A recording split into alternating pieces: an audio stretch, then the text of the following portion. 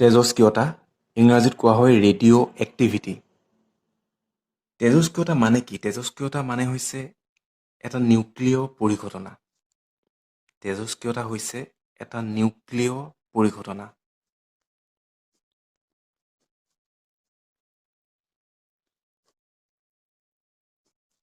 নিউক্লিয়াছৰ দ্বাৰা সংঘটিত হোৱা এটা পৰিঘটনা।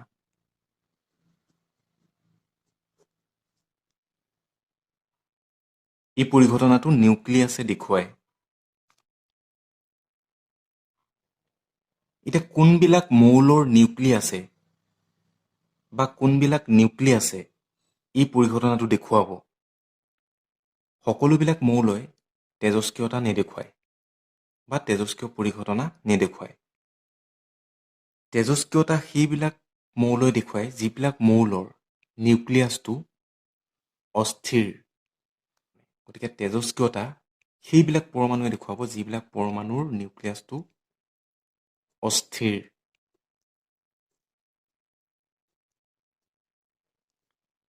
অস্থিৰ নিউক্লিয়াছটো অস্থিৰ হ'ব লাগিব।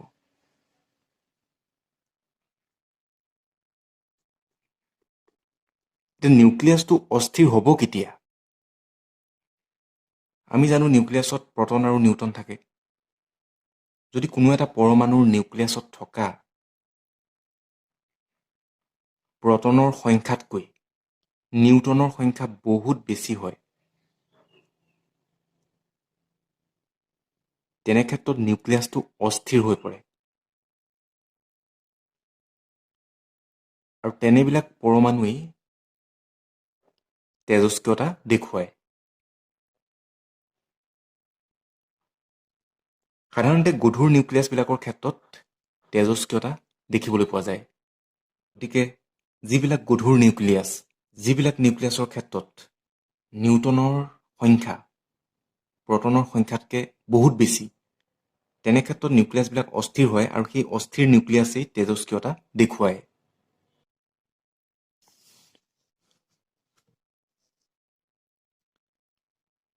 ইয়াত কোৱা হৈছে তেজস্ক্ৰিয়তা এটা নিউক্লিয় পৰিঘটনা য'ত অস্থিৰ নিউক্লিয়াছৰ বিঘটন ঘটে। ইয়াক তেজস্ক্ৰিয় বিঘটন বোলা হয়। তেজস্ক্ৰিয়তা বা তেজস্ক্ৰিয় বিঘটন, এই যিটো বিঘটন বুলি কোৱা হৈছে, বিঘটন মানে ক্ষয় হোৱা, জহি খহি যোৱা। গতিকে নিউক্লিয়াছৰ বিঘটন, তাৰমানে নিউক্লিয়াছটো ক্ষয় হ'ব। গতিকে নিউক্লিয়াছটো ক্ষয় হ'লে ডেফিনেটলি নিউক্লিয়াছৰ পৰা কিছুমান কণা বাহিৰলৈ ওলাই যাব লাগিব। নহ'লে নিউক্লিয়াছটো ক্ষয় হোৱা মানে আমি কি বুজিম? নিউক্লিয়াছটো প্ৰটন আৰু নিউট্ৰনেৰে গঠিত।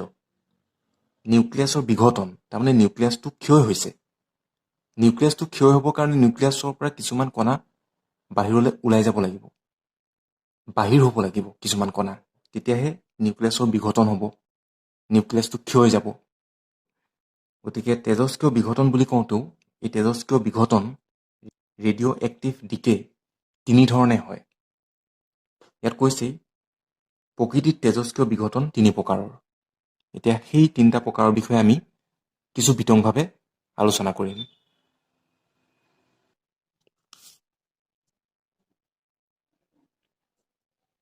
তেজস্ক্ৰিয় বিঘটন 3 প্ৰকাৰৰ।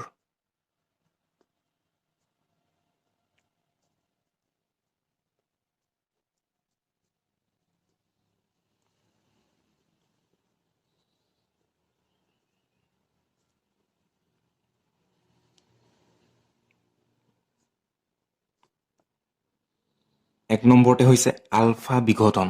আলফা বিঘটন।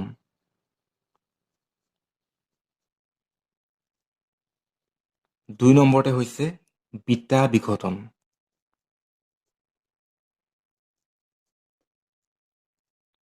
তিনি নম্বৰতে হৈছে গামা বিঘটন।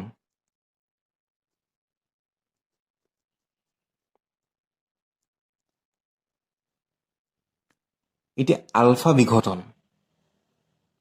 আলফা বিঘটন মানে নিউক্লিয়াছৰ পৰা এটা আলফা কণা বাহিৰ হ'ব।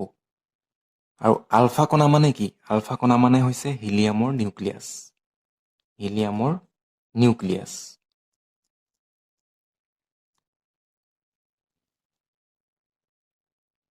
হিলিয়ামৰ নিউক্লিয়াছ। চ' তাক আমি লিখিলে এনেকুৱা হ'ব 4He2 যিহেতু হিলিয়ামৰ নিউক্লিয়াছ বুলি কোৱা হৈছে, চ' সেইকাৰণে 2+। কিছুমানে 2+টো কিতাপত 2+টো নিদিয়াকৈও লিখিছে, কিন্তু কৈছে হিলিয়ামৰ নিউক্লিয়াছ বুলি। 2+টো দিলে আমাৰ বুজাত একো অসুবিধা নহয় যে হিলিয়ামৰ নিউক্লিয়াছ। আৰু আমি হিলিয়াম নিউক্লিয়াছৰ ঠাইত আলফা চিম্বলটো ব্যৱহাৰ কৰিব পাৰোঁ, আলফা কণা।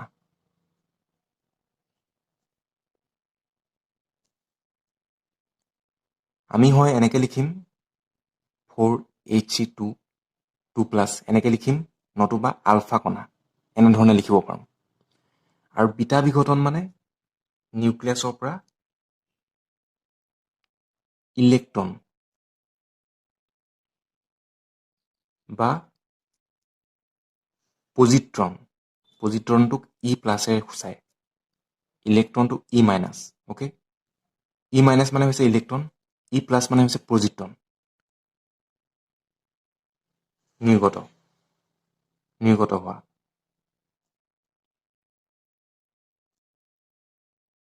বিটা বিঘটন মানে আমি এইটো বুজিব লাগিব, নিউক্লিয়াছৰ পৰা ইলেক্ট্ৰন বা E+ নিৰ্গত হোৱা। এতিয়া হয়তো আপোনালোকে ভাবিব পাৰে যে নিউক্লিয়াছততো ইলেক্ট্ৰন নাই, গতিকে ইলেক্ট্ৰন E- বা E+ এইবোৰ কেনেকৈ নিউক্লিয়াছৰ পৰা নিৰ্গত হ'ব? আচলতে কি হয়, নিউক্লিয়াছত প্ৰটনটো নিউট্ৰনলৈ কনভাৰ্ট হ'ব পাৰে।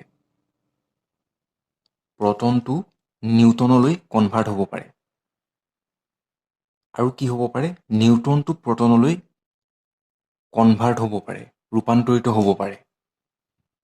তেতিয়াই তেতিয়াই এটা ইলেক্ট্ৰন বা এটা পজিট্ৰন নিউক্লিয়াছৰ পৰা নিৰ্গত হয়। E-, E+ এইবিলাকৰ ঠাইত আমি এনেকৈও লিখিব পাৰোঁ, বিটা মাইনাছ বা বিটা প্লাছ এনেকৈ লিখিব পাৰোঁ। চ' বিটা বিঘটনটো দুই প্ৰকাৰৰ, এটা ঋণাত্মক বিটা বিঘটন, এটা হৈছে ধনাত্মক বিটা বিঘটন। এই কথাটো মনত ৰাখিব। তাৰ পৰা আহিলে গামা বিঘটন। গামা বিঘটন মানে হৈছে ফটন নিৰ্গত হোৱা, ফটন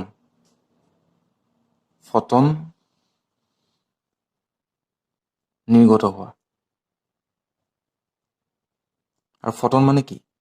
ফটন মানে হৈছে পোহৰৰ কণা। আৰু ফটন মানে হৈছে পোহৰৰ কণা। গতিকে গামা বিঘটন মানে বিদ্যুৎ চুম্বকীয় বিকিৰণ নিৰ্গত হোৱা বা পোহৰ নিৰ্গত হোৱা বা ফটন নিৰ্গত হোৱা বুলি আমি ক'ব পাৰোঁ।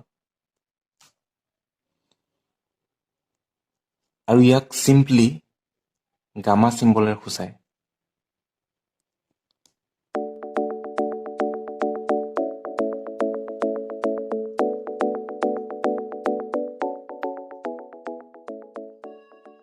কিছু বিতংভাৱে চোৱা যাওক।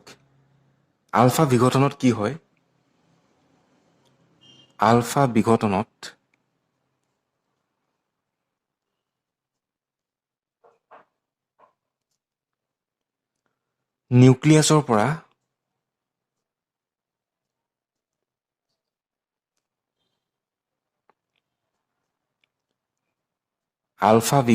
নিউক্লিয়াছৰ পৰা এটা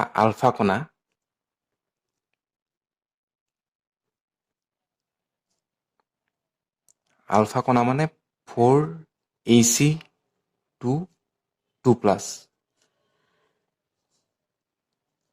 নিৰ্গত হৈ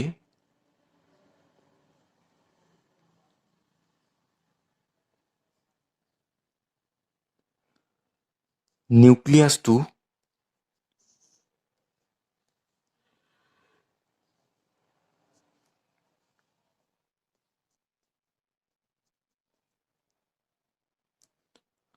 অন্য এটা নিউক্লিয়াছলৈ পৰিণত হয়।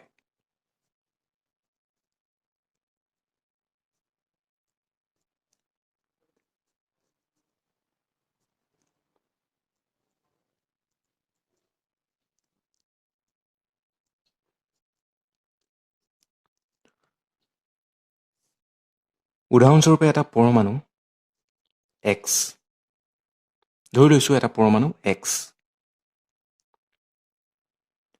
ইয়াৰ ভৰ ক্ৰমাংক বা ভৰ সংখ্যা হৈছে A আৰু পৰমাণু ক্ৰমাংক হৈছে Z।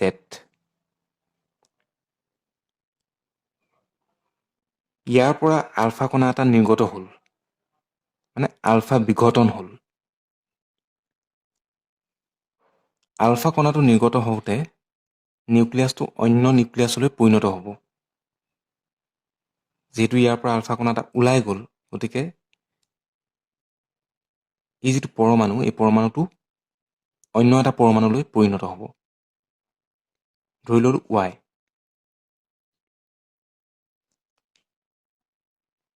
আলফা কণা মানে কি? আলফা কণা মানে হৈছে 4 একক ভৰযুক্ত আৰু 2 একক ধনাত্মক আধানযুক্ত হিলিয়াম নিউক্লিয়াছ। গতিকে ইয়াৰ পৰা যিহেতু আলফা কণা এটা কি হ'ল? ওলাই গ'ল। আলফা কণা মানে 4 একক ভৰযুক্ত আৰু 2 একক ধনাত্মক আধানযুক্ত হিলিয়ামৰ নিউক্লিয়াছ। চ' আলফা কণাটো ওলাই গ'ল মানে ভৰ কিমান কমি গ'ল? 4 কমি গ'ল। গতিকে ইয়াত ৱাইত ভৰটো হ'বগৈ A-4। প্ৰথমতে A আছিলে। ইয়াৰ পৰা যিহেতু আলফা কণা এটা ওলাই গ'ল, গতিকে ভৰ কিমান কমি যাব? A-4, 4 একক কমি যাব। আৰু জেড কিমান কমি যাব?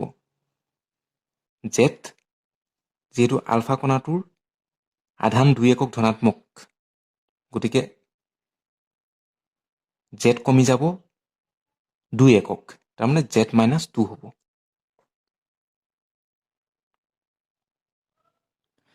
গতিকে এইটোৱে মনত ৰাখিব যে আলফা কণা এটা ওলাই যোৱা বা আলফা বিঘটন মানে 4 একক ভৰ কমি যাব আৰু 2 একক আধান কমি যাব। যিহেতু আলফা কণাটো ওলাই গ'ল, ছেপাৰেট হৈ গ'ল, চ' আমি ইয়াত লিখিব পাৰোঁ 4He2+. যিটো ওলাই যায় সেইটো আমি সোঁচাইতে লিখিব পাৰোঁ। আমিতো একেলগে লিখা নাই, আমি ছেপাৰেটলি লিখিছোঁ। তাৰমানে এই আলফা কণাটো কি হ'ল? পৃথক হৈ গ'ল। ক'ৰ পৰা? Xৰ পৰা ওলাই গ'ল, পৃথক হৈ গ'ল। গতিকে Xৰ পৰা ওলাই যোৱাৰ ফলত Xটো Yলৈ ৰূপান্তৰিত হ'ল, মানে অন্য এটা মৌললৈ ৰূপান্তৰিত হ'ল। যিহেতু ভৰ কমি গ'ল, পৰমাণু ক্ৰমাংক কমি গ'ল, গতিকে পৰমাণু ক্ৰমাংক কিমান কমিলে? 2 একক কমি গ'ল। যেতিয়া পৰমাণুটো দিয়া থাকিব, এই পৰমাণুটো যেতিয়া দিয়া থাকিব, তেতিয়া আমি এই পৰমাণুটো আমি নিৰ্ণয় কৰিব পাৰোঁ। আৰু এই আলফা বিঘটনত কি হয়? এনাৰ্জিও নিৰ্গত হয়। এনাৰ্জি কিউৰে সূচাইছে। কিউটোৱে এনাৰ্জি সূচাইছে। এতিয়া এটা উদাহৰণ চাওক। উদাহৰণ, ইউৰেনিয়াম।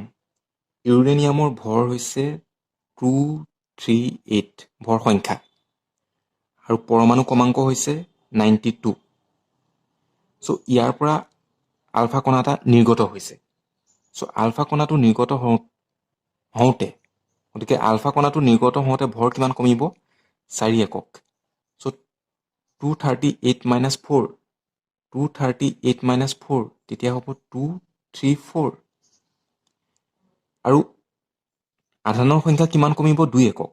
ইয়াত 92 আছে, 92 - 2 তেতিয়া 90 হ'বগৈ। এতিয়া আমি কি কৰিব পাৰোঁ?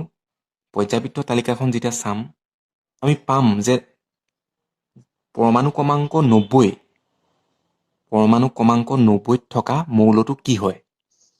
আপোনালোকে পৰ্যাবৃত্ত তালিকাখন চালে দেখিব 90 নম্বৰত থকা পৰমাণুটো হৈছে বা মৌলটো হৈছে থৰিয়াম। তাক THৰে সূচায়।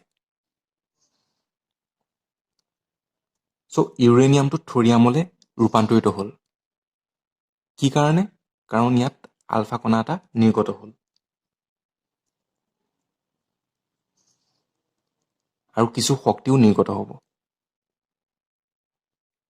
গতিকে আলফা বিঘটন এনেধৰণে হয়। এতিয়া চোৱা যাওক বিটা বিঘটন। বিটা বিঘটন। বিটা বিঘটন।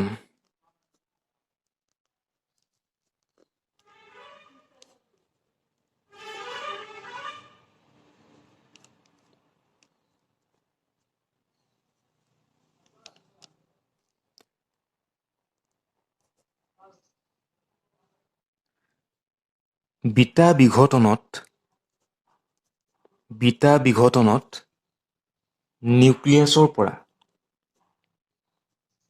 নিউক্লিয়াছৰ পৰা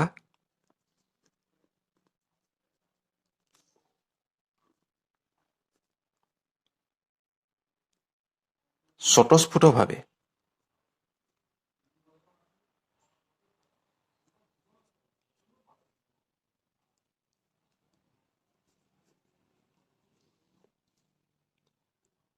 এটা ইলেক্ট্ৰন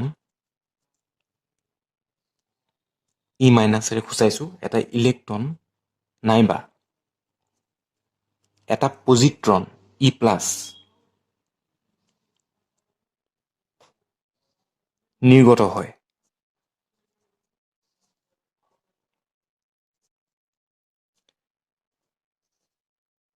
আৰু ইয়াকে বিটা বিঘটন বোলা হয়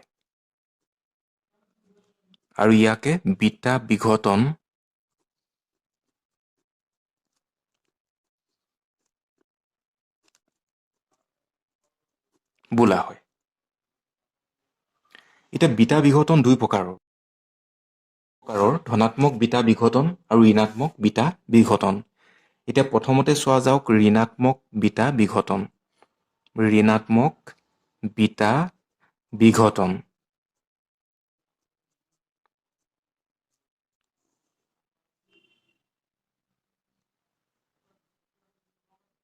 ঋণাত্মক বিটা বিঘটনত কি হয় যে নিউক্লিয়াছৰ ভিতৰত নিউট্ৰন এটা প্ৰটনলৈ ৰূপান্তৰিত হয় এই কথাটো মনত ৰাখিব ঋণাত্মক বিটা বিঘটনত নিউক্লিয়াছৰ ভিতৰত নিউট্ৰন এটা প্ৰটনলৈ ৰূপান্তৰিত হয় আৰু কি নিৰ্গত হয় এটা ইলেক্ট্ৰন নিৰ্গত হয় এইটো হৈছে ঋণাত্মক বিটা বিঘটন ফৰ এক্সাম্পল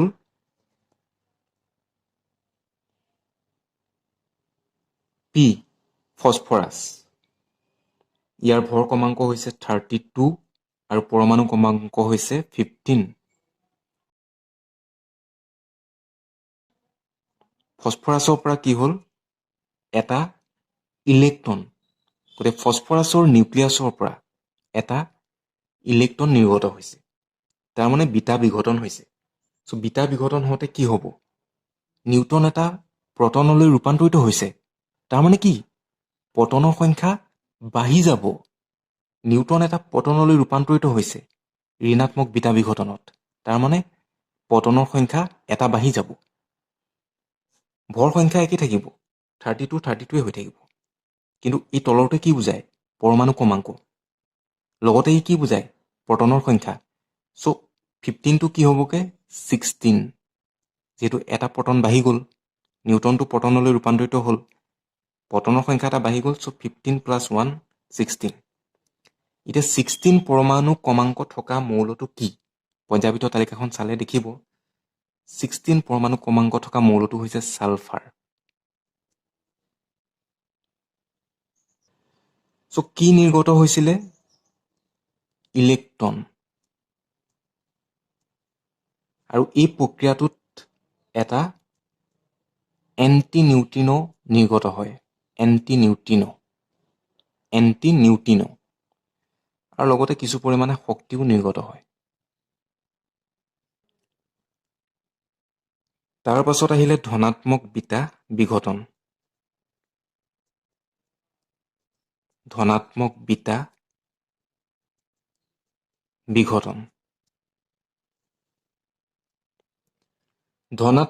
বিঘটনত এটা প্ৰটন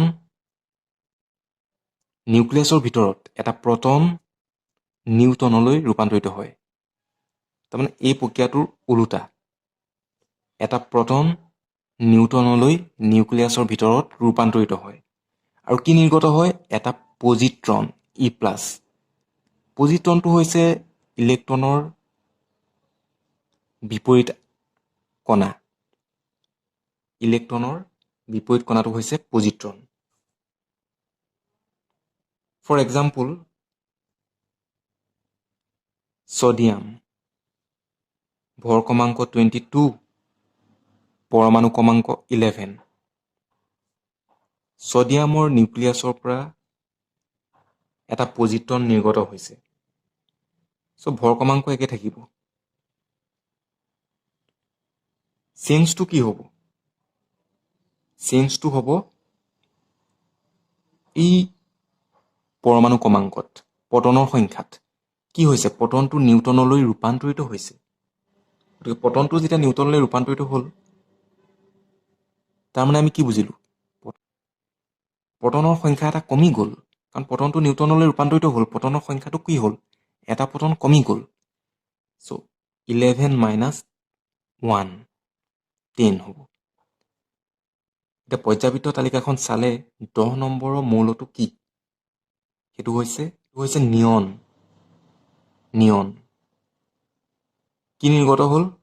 এটা পজিট্ৰন আৰু লগতে নিউট্ৰিনো এটা নিৰ্গত হ'ব, নিউট্ৰিনো। আৰু লগতে কিছু পৰিমাণৰ শক্তি।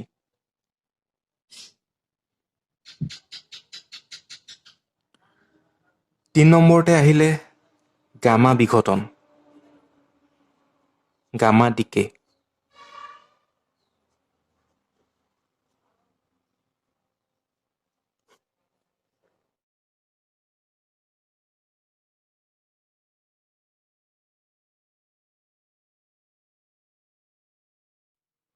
উত্তেজিত অৱস্থাত, এক্সাইটেড ষ্টেটত, উত্তেজিত অৱস্থাত থকা নিউক্লিয়াছ এটা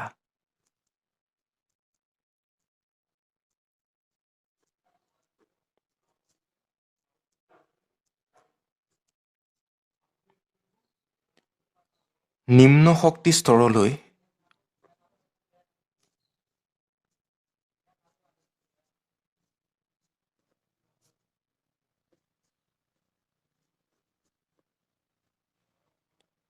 সংক্ৰমিত হ'লে, সংক্ৰমিত মানে জাম্পিং কৰিলে, মানে উচ্চ শক্তিৰ পৰা নিম্ন শক্তিৰ স্তৰলৈ ইলেক্ট্ৰন এটা জঁপিয়ালে,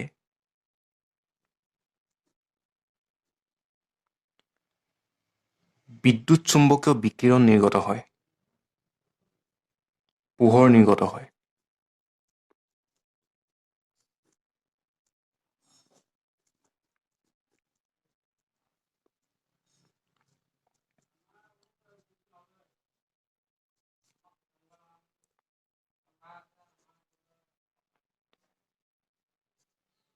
বিদ্যুৎ চুম্বকীয় বিকিৰণ নিৰ্গত হয় আৰু ইয়াকে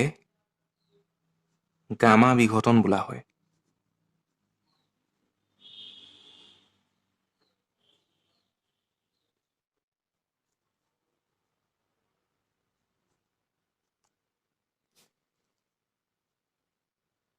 For example, cobalt,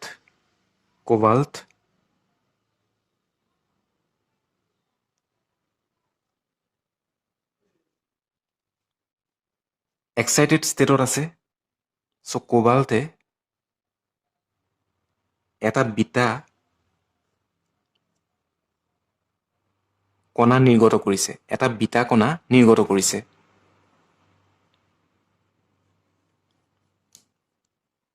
কোবাল্টে এটা বিটা কণা নিৰ্গত কৰিছে। বিটা কণাটো নিৰ্গত কৰাৰ ফলত ই এটা উত্তেজিত অৱস্থাত পাবগৈ। উত্তেজিত অৱস্থা এটা পাবই। বিটা কণাটো নিৰ্গত কৰি এই কোবাল্টটো হৈ পৰিলে নিকেল। বিটা কণা এটা নিৰ্গত কৰিছে। চ' ইয়াত কি হ'ব? 1 এটা বাঢ়ি যাব, যিটো ঋণাত্মক বিটা বিঘটন হৈছে, বি মাইনাছ লিখা আছে। চ' ইয়াত 27 প্লাছ 1 হ'ব, 28। চ' কোবাল্টে বিটা কণা এটা নিৰ্গত কৰি উত্তেজিত অৱস্থা এটা পালেগৈ। এইটো হৈছে তাৰ উত্তেজিত অৱস্থা। গতিকে এই উত্তেজিত অৱস্থাত থকা নিকেলটোৱে ভূমিষ্ঠৰ অৱস্থালৈ আহিবলৈ বিচাৰিব। ভূমিষ্ঠৰ অৱস্থালৈ আহিবলৈ বিচাৰিব, কাৰণ উত্তেজিত অৱস্থাত সি থাকিব নিবিচাৰে, থাকি ভাল নাপায়। চ' উত্তেজিত অৱস্থাৰ পৰা সি ভূমিষ্ঠৰ অৱস্থালৈ আহিব বিচাৰিব।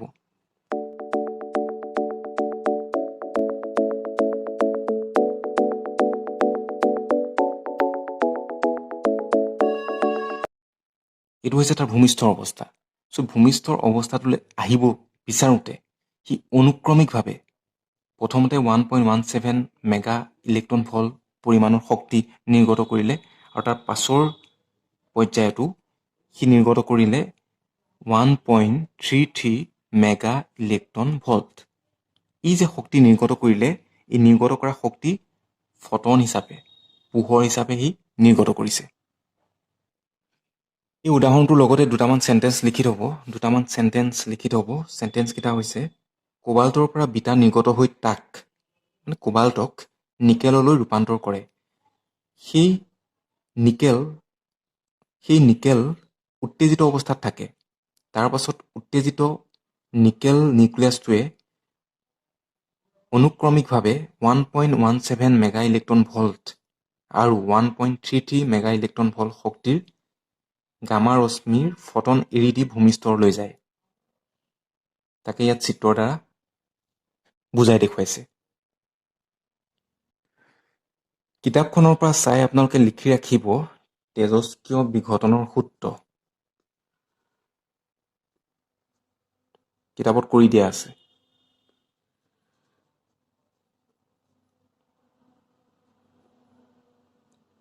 ল of radioactive decay. Law of radioactive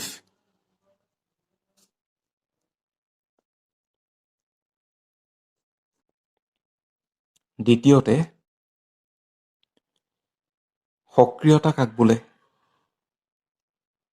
সক্ৰিয়তা, এক্টিভিটি।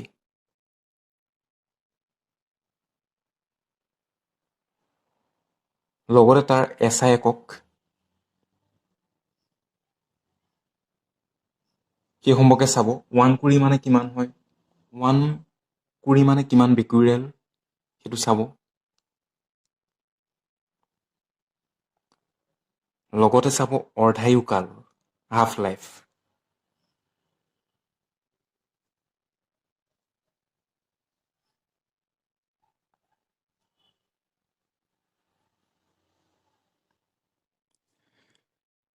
কিতাপত খুব ভালকৈ কৰি থোৱা আছে। কিতাপখনত খুব ধুনীয়াকৈ কৰি থোৱা আছে। কিতাপৰ পৰা আপোনালোকে লিখি ল'ব পাৰিব।